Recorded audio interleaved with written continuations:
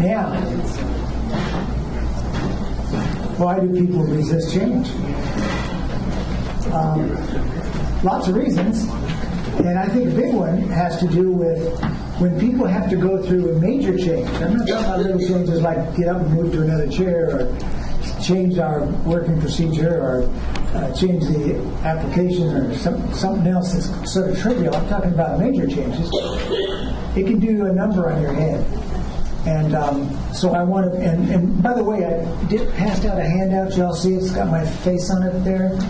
And I kind of picked out the 4 slides that sort of I thought would be helpful for you to have in front of you while we go through this. Anyway, I wanted to show you this slide. This was technology in 1993, consumer technology. We have a video camera and a Newton pad and a beeper. Remember beepers? And a digital watch. And, hey, one of those snazzy Apple laptop computers with a trackball. A phone, sort of, or a brick. And an instant camera that spit out paper. Remember the Polaroid cameras? And what's that? A Walkman. And all of that now is there. That's, yeah, I think it's a picture of yours. Looks just like it. So things do change, and people sometimes have a hard time with that. So what I want to show you is the first chart there up in the upper left of your handout. This is research that was done by a guy named Menninger from the Menninger. He was one of the founders of the Menninger Mental Health Clinic in Topeka. It's not Carl, it's Walter, his brother. And Walter, back in the 60s, he was known as an expert in the field of depression. And he was hired by the Peace Corps to do some work. Now, you'll remember the Peace Corps. It's still around. It was a way for the government to provide goodwill around the world by having volunteers go over and do good works in poor countries. And it was made up mostly of young, middle class, mostly white college students or recent college graduates who then volunteered for the Peace Corps and went to third world countries. And then they were sent to the back hills of those third world countries where there wasn't even electricity, to help villages start water wells and set up schools and stuff like that. Now, what do you suppose was the percentage of those young, innocent kids for whom, when they got overseas and got into these locations, found that the actual job matched their expectations? Good luck. Yeah, one follow-up study found it was about 3%. That means for 97%, these kids got back there into those back hills and it freaked them out. They were overwhelmed with everything. It was so different. The food was different. The culture was different. The living conditions were absolutely weird or awful or abysmal. They were sleeping on the ground when they were used to a bed, and they were dealing with mosquitoes and bugs they'd never seen before. And there were a lot of things. One study found that the number one thing they missed was ice. You know, if you don't have any electricity, you can't make ice. And so you can ship Coca-Cola and beer back into the backcountry on a truck. But have you ever had a warm beer on a hot day? Yeah. And so, and the second thing, big thing they missed was toilet paper. A lot of these places didn't have toilet paper. And there were also big things missing. The people that were there, they were there to help, in many cases did not want them there and didn't welcome them. And the Peace Corps didn't give them much support. Now, what do you suppose all of this harsh reality did to their morale? Down the drain. Depression was rampant. Sergeant Shriver. Now, Sergeant Shriver, now your name is Jessica. Now, Jessica, do you know who Sergeant Shriver was? No, you wouldn't know. I'll give you a hint. You know who Arnold Schwarzenegger is? It was his father-in-law. And Arnold Shriver was the first director of the Peace Corps. And after he sent all these Peace Corps volunteers overseas, he was swamped with cards and telegrams. Now, Jessica, a telegram is it's kind of like an email, but it's on a yellow piece of paper, you know? Anyway, Shriver was just swamped with all these messages coming from parents who were freaking out because they were getting cards or telegrams and telephone calls from their kids out in the field, and these kids sounded like in the depths of depression. They were crying and disillusioned and wanting to give up, and in some cases, even contemplating suicide. Well, Shriver figured he better do something about it, so he called Walter Menninger, this expert in depression, here a native of your state, and who he sent to 17 different countries interviewing Peace Corps volunteers. And Menninger came back and reported to Shriver that he saw very little or no evidence of depression among the Peace Corps volunteers. Isn't that interesting? You see, by the time he got there, they weren't depressed anymore. They were mad. They were ticked off. They were complaining. They were threatening to go to the newspapers. And in some cases, they were organizing revolutions in the countries they were in there to help. Now, Menninger was so impressed by what he saw that he, when he got back and everything was done, he conducted a study, a big, huge study on what happens to people when they go through major role changes in their lives. Kind of like when you go from being a civilian to going to the army, or when you go from being a manager or a doer to being a manager. How many of you have done that now? I saw how many managers are there. So at one time, I can assume that you weren't managing, you were doing, and now you manage people who do. Isn't that right? You tell me, Scott, is that a big change? Oh, yeah. That's a major change, isn't it? Yeah. He looked at people who went from being not married to married. Is that a big change? Has anybody been through that recently? Last year or so? Anybody recently gotten married? You have. How long ago? A year, a little over a year. A year ago. And your name is? Glenda.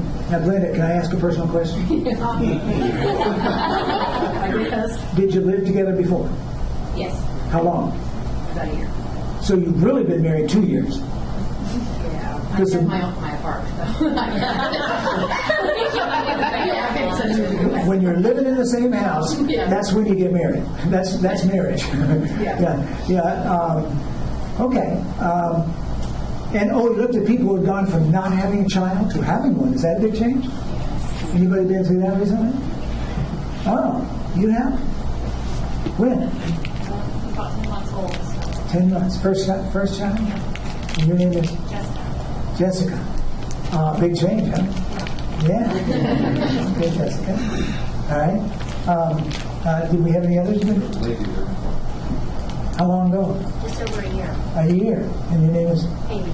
Haley. Jessica and Haley, and when in the back? 8 months. Yeah, life has changed, hasn't it? Yeah. And he found that when this happens, you go through some predictable psychological stages. Now, if the horizontal axis here represents time and the vertical axis represents function, and he's talking about physiological and psychological functioning, that the higher you are on this function scale, the higher you're functioning. And the lower you are, the lower you're functioning. He found that you will go through these predictable stages starting before the change occurs. So if the change begins right here at the intersection, at this line, the stages begin sometime before when you see the change coming. It's when you find out you're going to get the promotion. It's when you find out you're going to shift to a new system. It's when you find out that you're pregnant.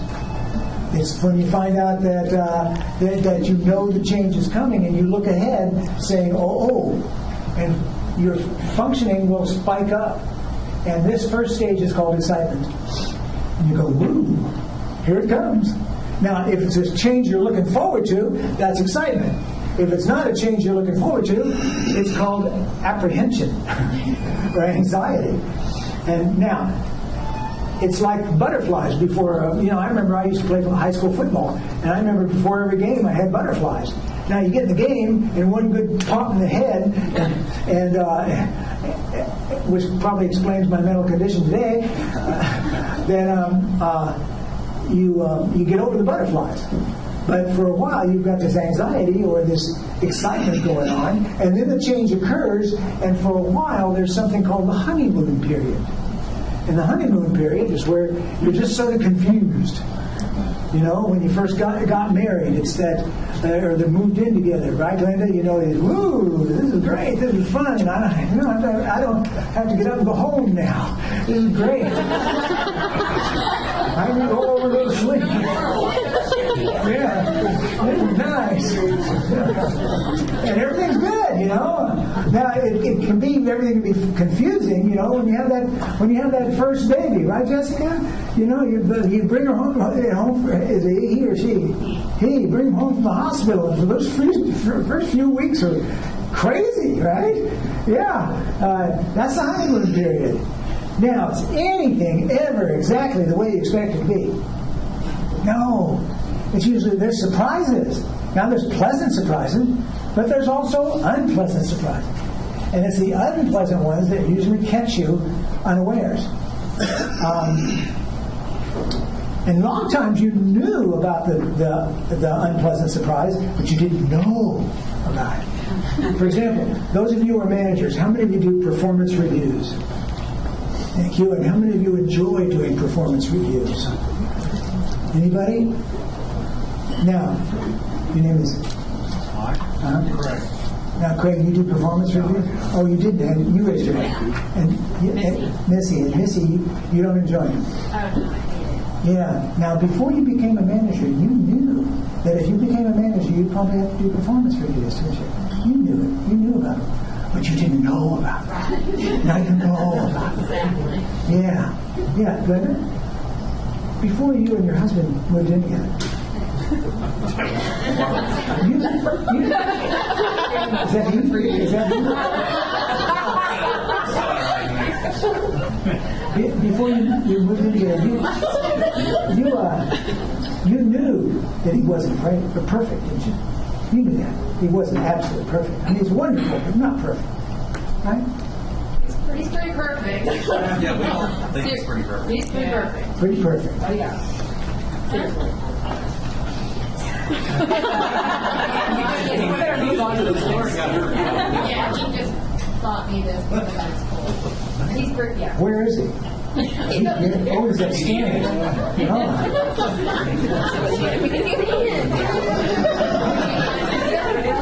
Okay. He's not your usual, but he is the anomaly. Yeah. He is the anomaly. Okay, so he is perfect. Well, that's a nice surprise. Yeah, sometimes you get perfect surprises. Yeah. By the way, Jessica, and who else had a baby? And here. And Hay, and in the back. You three of you. You knew before you had your first baby that babies keep you awake at night. You knew that, didn't you? But now you know it. Yeah. And these little surprises that come with any change, these unpleasant surprises, bring on the next stage. And that stage is called disillusionment. And you go, oh, this isn't what I thought it was going to be cracked up to be. Oh my gosh. I did all this big campaigning to get into internet services, and now this sucks. There's all this stuff going on here I didn't think was going to happen. I'm up all night now. We're messing with stuff that we don't understand. There are surprises. And with that, your physiological and psychological functioning starts to decline. Now, for some, many have found that the decline is minimal.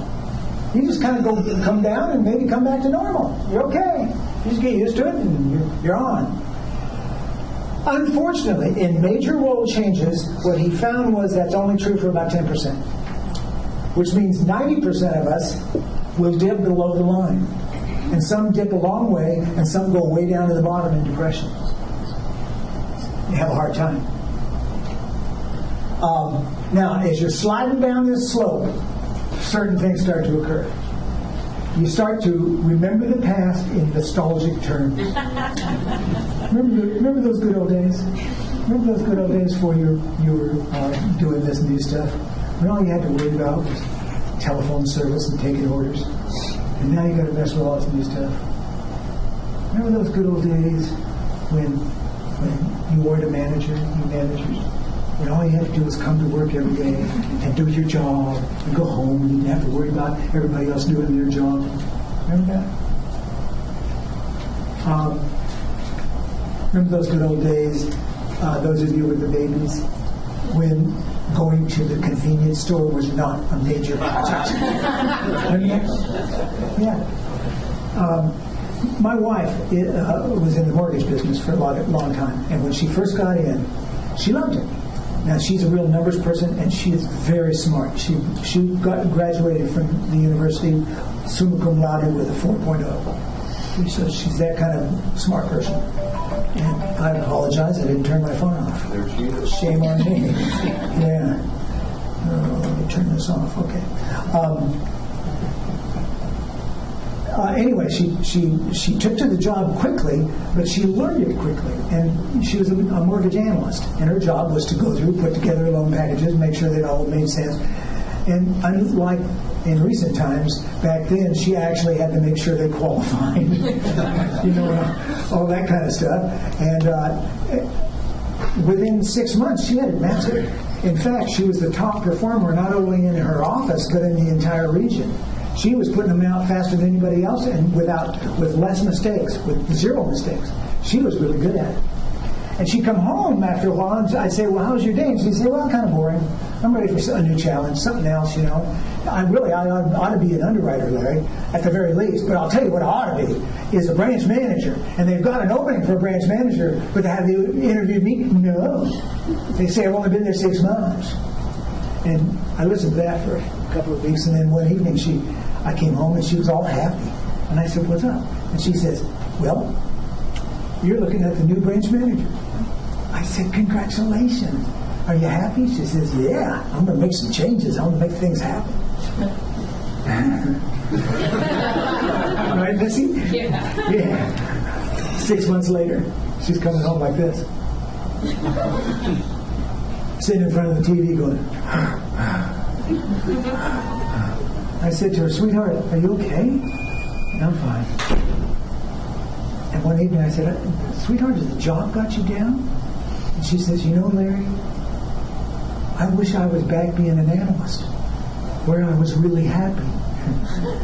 Now that's called selective memory. The good old days seem good in retrospect when you look back at them. You're not remembering everything about the good old days. And so you start to think that way. You're under more stress because you're facing situations you're not used to. They're new to you. And I'd like to illustrate it this way, if I could. I'd like you to, if you turn your hand out over, or just get a blank piece of paper, the back of your handout's blank, and get a pen or a pencil.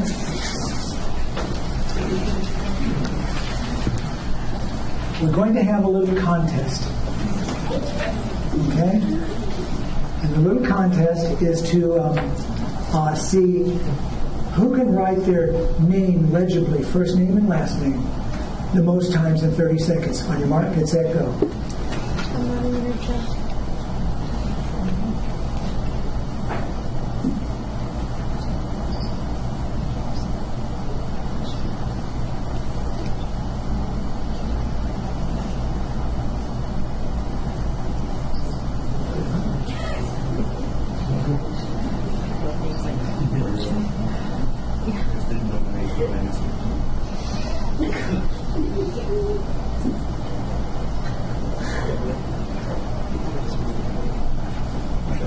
And stop.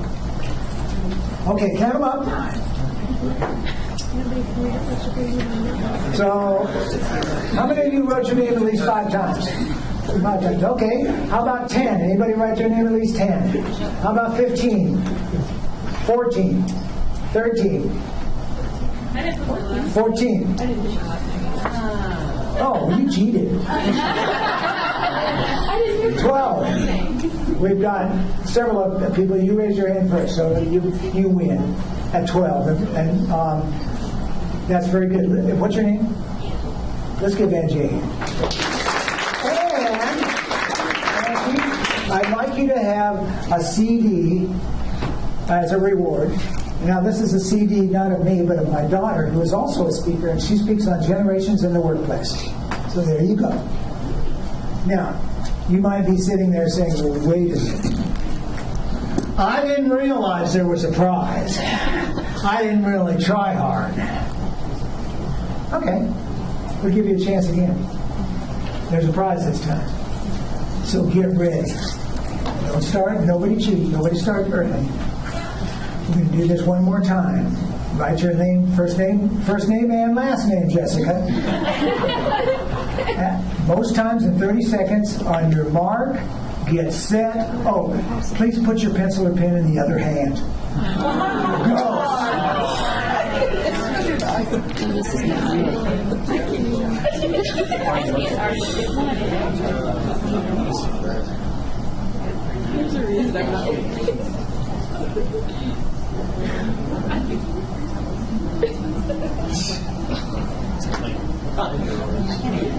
This is a long 30 seconds. Can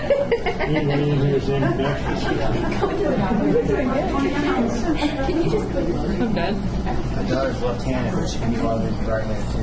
Yeah. I can use her right now. Yeah, my brother's Let's stop. Okay, count them up. Anybody write their name 5 times? How about 10? Okay, 8. You did it again. What's your name again? Angie, that's right. Well, then, Angie, I was going to give you another CD, but it's the same CD. I've got. Huh? I'll give it to one of them. Okay, good. Now, all right. Whoever did it next. Who else wrote their name 4 times or 8 times? Who else wrote their name 8 times? Who wants the CD? You got it. All right. Now.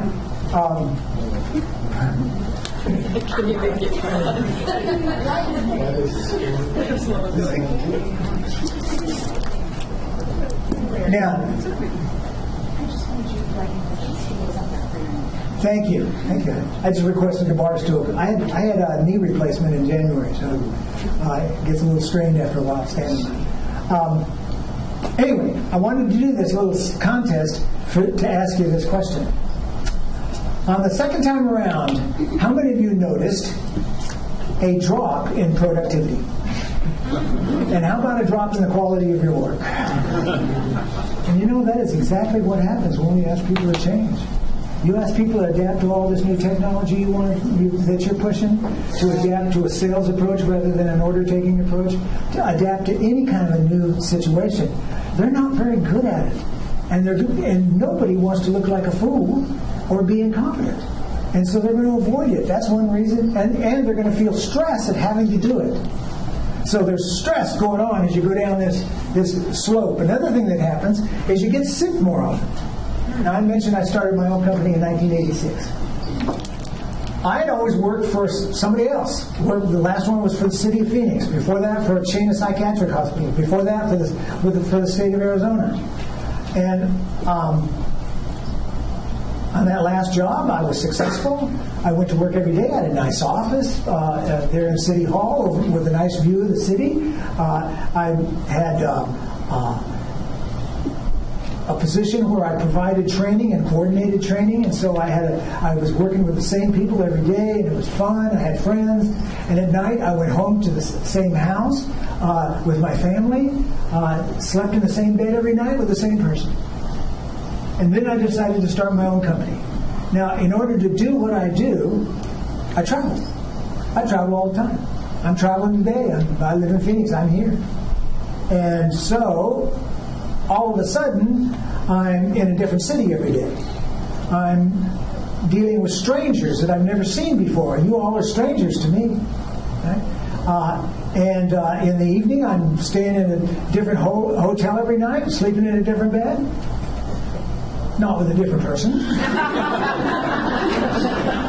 I'm kind of there by myself. No fun. And 6 months into that new role, I was right there. I was depressed. I knew it. I could feel it. I just was not myself. I was bummed out, and I was wishing I could get my old job back. And this is terrible. And I flew into Fort Collins, Colorado, to give a talk like this. It was an all-day talk, started at 9 in the morning, ended at 4. And I got up in the morning to give that talk. I had laryngitis. And it was so bad, I had to cancel. Now, I'm willing to work when I'm sick, aren't you? Sure. That's a work ethic of America. That when you're sick, go to work, give your flu to everybody else. And so I'll work when I'm sick, but when you're a speaker and you have laryngitis, it's kind of tough. And I had to cancel. And in my business as an independent contractor, I don't get paid when I don't work. And the fact that I was sick is too bad. Now you can say, well, everybody gets laryngitis once in a while. It's just your bad luck. Wrong. At the time, I was 39 years old.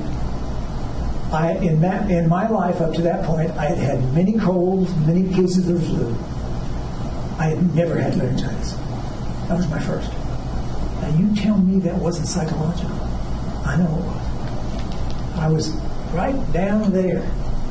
And I think it was my body's way of saying, we're going to take a break. Now, what Menninger found was that with all this happening, you will reach a point where you hit bottom. Now, it may not be as severe as it was with me, or it may be more severe. Some people really get bad. But you'll hit a point where you turn the corner. And this is a healthy turn. And this stage is called anger. You get mad. You go, what is this? This sucks. And that motivates you to do something about what you're mad about or what you're depressed about. And it kind of motivates you to action, to sort of turn things around, to get a handle on this new situation. It's Haley, it's sort of that point where the baby's crying in the middle of the night, and you can turn over and look at your husband and you say, you go feed it. That's healthy anger. That's good. You know, it means you're turning things around. And what Menninger found is this is when you'll hear people griping in their lunchrooms about the new system or the new approach or the new situation, whatever it is. They're whining and griping, and I'll give you a way to deal with that in just a minute. And it's also where you're kind of frustrated too. Now, what Menninger found was that as long as you turn that anger into something proactive, or at least do not let it sabotage you and destroy your career, walk out and quit or something, do it. Takes a while. Takes practice. Takes dealing with the new situation. But eventually you'll come out of it, and the next stage is called integration. Now, some people come out of integration above the line. Wow. Maybe you need to reintegrate. And are happier than they were when they went in. Brenda, it sounds like, I don't know if you went through the curve at all, but you are giddy. You are either here or you're still over here. I don't know, one or the other, but you're on a high. And that's great. Babies, you have a baby and you go through that curve and you get to a point where you're just thrilled that you had that baby. Same way as being a manager. How are you, Missy? I'm giddy. You're giddy. Okay. All right. Well, then good. You're over here. Now, some people just come back to normal. They get used to the change and they're back to normal. Some people don't get back to normal for one reason or another. Often it has to do with a tragedy. They've lost somebody in their lives. So they're never going to be as happy as they were. And sometimes you have to kind of grow to accept that and then be happy with what you have. I had a friend in college who was, we were good friends, and we used to go over to his parents' house. and party with his dad. His dad was a great partier, and I liked him a lot. Good guy. Then we went our separate ways after college, and I didn't see him for like 10 years. Oh, almost 20 years, actually. And I ran into him in a restaurant. And I said, we got talking. I said, so how's your dad? And he said, well, my dad died about 10 years ago. And I said, oh, I'm sorry to hear that. What was the problem? And he said, cirrhosis of the liver. And listen, his dad was a drinker. Now, he was a happy drunk, but he was one of those drunks who was never blasted, just always kind of sloshed. Always had a drink in his hand, always a little tipsy. But he had told us one night about his life story. He had come back from World War II, went to school on the GI Bill, and he loved music, played piano. So he majored in music, and then he got a master's in fine arts, and then he went to work. Now, with a master's in fine arts, you can do one of two things. You can either become a performer and take that risk, or you can go work as a teacher, and that's what he did. And he was working as a grade school music teacher. And he loved it, loved kids, loved working with the kids, loved the band and all that. But he married a woman who was from a much higher socioeconomic class than he. And he didn't get along with the parents, so they weren't going to get any of that money. And they had one of those traditional marriages where she stayed home and he worked. And you know what they were paying grade school band teachers back in the 50s? No, not much. And so he said I couldn't do it. He said, so I quit my job, and he went to work as a salesman for Dixie Cup Corporation, going door to door and supermarket to supermarket, selling Dixie cups and taking orders. And he said he hated it, just hated it. He said, but I got good at it. Never liked it, but I got good at it, and he eventually rose in the ranks. And when I met him, was when his son was in college. He was an executive, and he had a big house on the golf course in Scottsdale, and had done quite well. But I don't think he ever recovered from the loss of his wealth. And so I think he self-medicated. Now, that's my personal opinion. And he just kind of self-medicated until he could no more. So that's the curve. I wanted to show you this curve for a couple of reasons. Number one, how many of you are going through this curve, or have been through this curve in your life? Okay? Yeah, we always have. Do you find it reassuring to see it? I know I did. First time I saw it was that time when I was so depressed after I quit my job, and I was doing some research. I'll never forget, I was up in the stacks at Arizona State University. Remember researching in the stacks? Who does that anymore? Yeah. But I was up there on a Sunday afternoon going through magazine articles and journals, and I came across Menninger's study. And as I read it, I went, oh my gosh, I'm not crazy. Okay. It was very reassuring. Yeah. Okay. How many of you are going through this curve right now? Okay, a few of you. Would you like to know how long it lasts? Okay. Well, Missy, let me ask you. On this curve, I won't ask you the details of why you're going through it, but on this curve, where would you say you are? I'm coming up from Anger. Right over here. Right in there, yeah. Yeah, okay, good. And how long has it been since the change started? About a year and 3 or 4 months. About a year and 3 months, okay. All right. Who else is going through this curve now? You are. And where would you say you are? About the same. And how long has it been? Probably 8 years. That's long. Okay. Okay. Who else is going through the curve? Anybody? I saw some other hands come up. I just want to get another sample. But nobody else going through the curve? Okay. And where are you? We're about halfway down. Over here, kind of going, oh yeah, this ain't what we thought it would be. How long has it been since the change started? November. So what is it? 6 months? 7 months? Okay. Well, with the exception of the 8 years, you're on track. What Menninger found was the average time for a person to go through a major role change in their lives was about 18 months. About 18 months. That's average. I mean, there's exceptions, There may be other reasons why it's lasted 8 years for you. But about 18 months, which fits with John Cotter's research. He wrote a wonderful book called Leading Change, where he studied corporations and big organizations going through major transitions, and he found average time for them to get through it and get all the systems switched over and everybody get used to what we're doing now is about 18 months. Which makes sense when you think that's about how long it takes people to change, about 18 months. So hang in there.